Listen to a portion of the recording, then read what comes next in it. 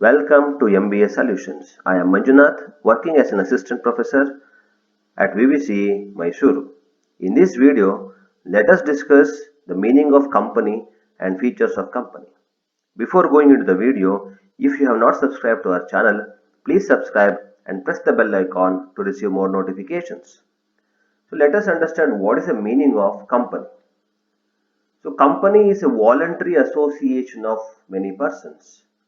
Voluntary association means people voluntarily come together to start something. So it is a voluntary association. There is no force, it is volunteer. So people will come on their own. So one or more person come together, and why they come together? Who contribute money or money's worth. So these people who come voluntarily, they contribute money, that means fund or money's worth, maybe in the form of asset, maybe in the form of capital. So they come together and they contribute money or money's worth to a common stock. And this common stock is called capital. So all this pool their money, their funds, their asset, whichever they want to contribute, and these people who come together are called members of the company. And it is a voluntary association, as I mentioned earlier. So they voluntarily come together and they contribute, or maybe you can say invest, contribute in a common stock. It is called capital. And this particular contribution of money or money's worth will be employed in some trade or businesses. So why they are contributing money or investing money in a common stock? That means they all pool fund together and put in a common stock, which is called capital, to do some business or trade for a common purpose. The purpose is same. So they want to either do a business or trade, and who share profit or loss arising therefrom. So these people who come together voluntarily, they share profit or loss which happens by that particular business. So it is a voluntary association where people come together, invest, contribute money or money's worth. Money's worth means maybe asset to the company in a common stock, which is called capital, and they employ it. That means they use it. They execute this common stock to do some business or trade, and these people share profit and loss which comes out of that business or trade. And the people who come voluntarily are called members of the organization, and whatever they invest in a common stock is called capital, and they do business for a common purpose. Proportion of capital to which each member is entitled. Entitled means deserve, is his or her share. So how much proportion? Proportion means how much percentage of investment, capital investment, or percentage of contribution each member has done, and for that percentage they deserve to share the profit or loss of the organization. So based on what percentage? If I invest 10%, then I deserve, or I entitled 10% shares in the company. That means share in the sense sharing of profit or loss in the company. So this is proportion of capital investment or proportion of contribution. If it is 10% percentage, proportion means in the form of percentage. If the investment is in some percentage, share is also dependent on that particular percentage. Next, let us see the features of the company. So what are the features or characteristics or qualities of a company? So incorporated association. Companies should always, or when we say company, it should be an incorporated association. Incorporated means registered under Companies Act. So it should be registered under Companies Act.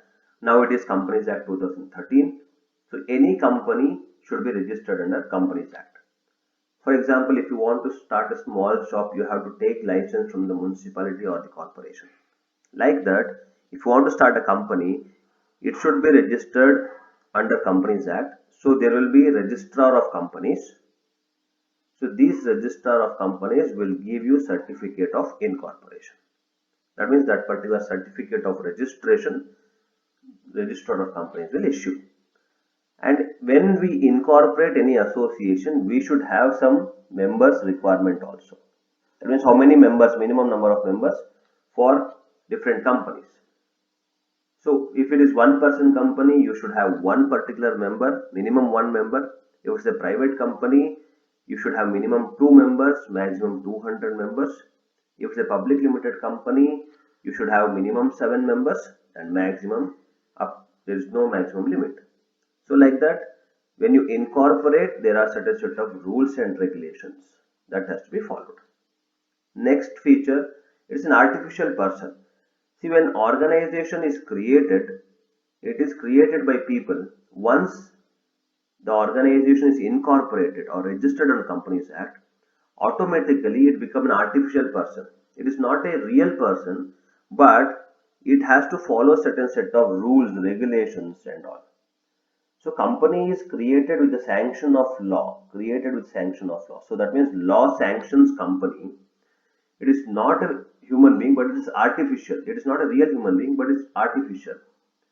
But there should be certain set of rules and regulations which it has to follow or it has to imbibe.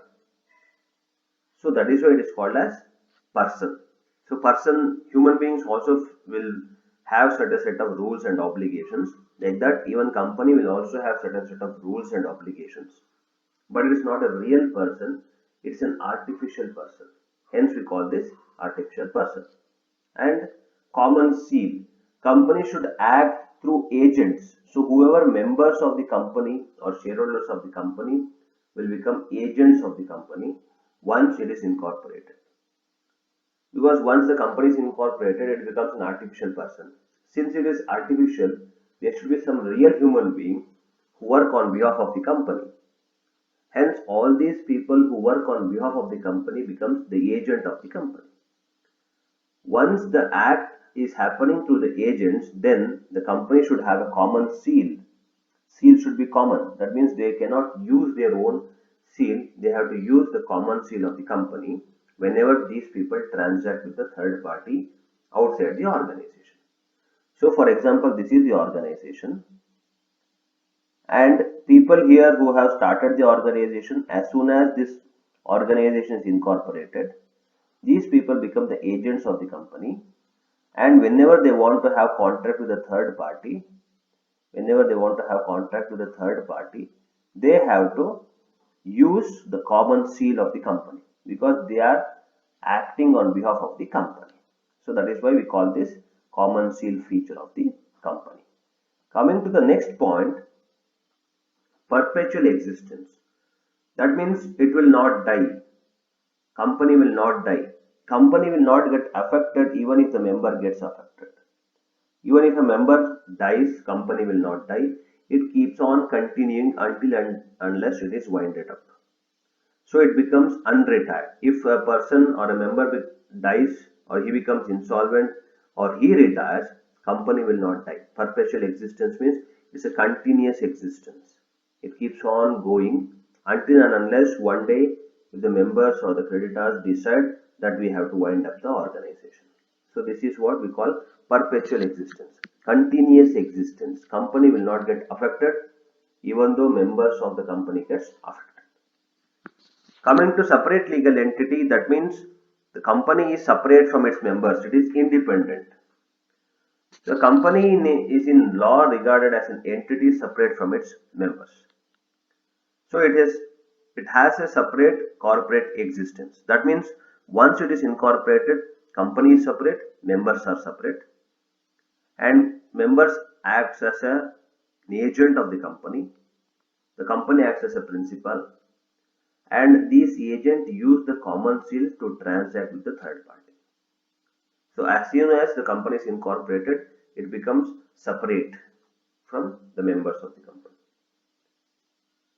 And any of its members can enter into contracts with it in the same manner as any other individual can.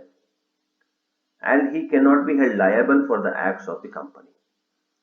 So whatever company does, the agent is not held responsible or liable for the company's act. So this is what we call separate legal entity. And Separate property. Company can own its own property.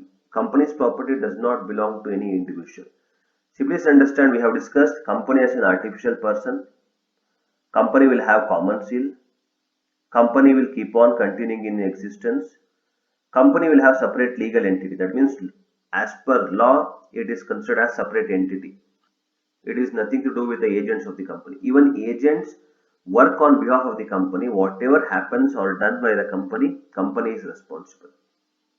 As we discussed in principal and agent, law of agency, principal is liable for whatever agent does, like that company is liable whatever agent does. Separate property, company can own its own property. So it is different from members' property. If members have their own property, it does not belong to the property of the company. Company can own or company can have its own property. Capacity to sue. A company can sue individuals, that means file a case against any individuals. Other individuals also can file a case against the company. Here we are talking about not human beings. Company can file case against anybody. Anybody can file a case against the company if there is something wrong that is happening in the business. And the last one is limited liability. That means the liability is limited for whatever we have invested. For example, I have invested 10% on the capital investment of the company. Then I am liable. If company is under loss, I am liable for only this 10%. For example, 4 of us started a company where I have invested only 10%, and the capital investment of that company, let us assume it is 1 lakh rupee. And after some years, because of some problem, we ended up with 2 lakh rupee debt to the company, loss to the company. Now I am supposed to pay only 10% of this 2 lakh. So that is what I am liable. This is called limited liability. If it is in the share, then I have to pay only 10% for whatever invested in shares. If it is limited by guarantee, means my investment is on the asset or capital investment. At that time, it is limited by guarantee. So if I have invested on some asset which is worth 10% of the total capital investment of the company, I am liable for only that 10% or 20% for which I have invested in the form of asset. If it's in the form of share, there also I am responsible for whatever I have invested. Thank you for watching the video.